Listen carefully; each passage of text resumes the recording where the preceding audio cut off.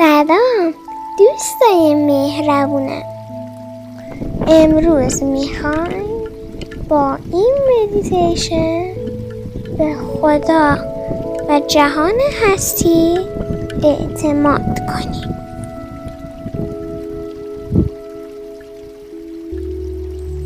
اعتماد به خدا و جهان هستی یعنی اعتماد به خودمون.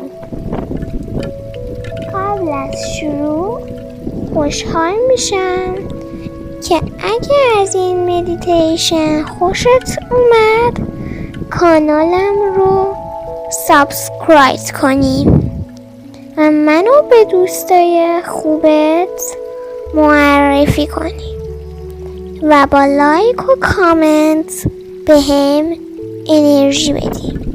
ممنونم.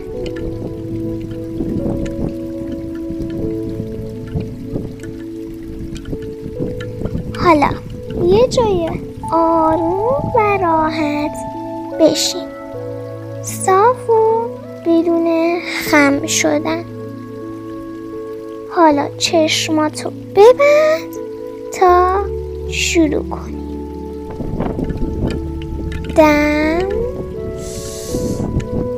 آروم هوا رو تا ته دلت ببر توی شکمت و یک بازدم نرم و ملایم هوا رو آروم بیرون بده.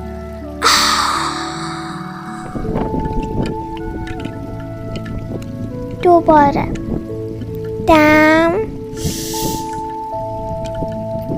هوا رو آروم تو شکمت بده. حس کن قلبت چقدر آروم و مهربون میزنه. گوش کن صدای قلبت یعنی زندگی درونت، یعنی اینکه خدا همیشه کنارت هست. حالا بیا با هم بریم توی خیال. میبینی اونجا رو؟ اینجا یه درخت بزرگ و قشنگ ایستاده.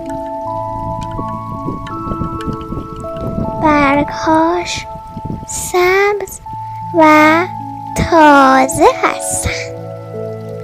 شاخه هاش پر از میوه های خوشمزه است. این درخت خیلی چیزها رو دیده. گاهی باد میاد و برگهاشو میبره. گاهی بارون میاد و شاخه هاش رو خیس میکنه. گاهی هم خورشید میتابه و گرمش میکنه. اما درخت هیچ وقت ناراحت یا نگران نمیشه، چون میدونه خدا ریشه هاش رو محکم و قوی تو خاک گذاشته.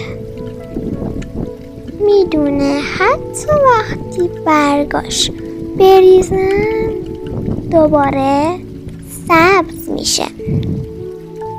میدونه که هر فصل تازه برکت و میوه های جدید خودشو میاره. همینطور که به این درخت نگاه میکنی حس کن تو مثل اون یه درختی. هرچی پیش بیاد خدا همیشه هوات رو داره. ریشه هات محکم و قویه. قلبت آرومه. و آینده‌ات پر از سبزی و میوه های قشنگی. و با یک لبخند چشماتو باز کن. حالا بیا یه نفس دیگه با هم بکشیم. دم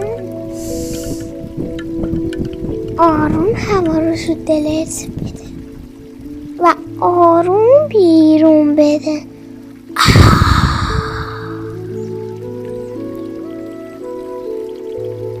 آفرین دوست آروم و قوی من. تا مدیتیشن دیگه، خدا نگهدار.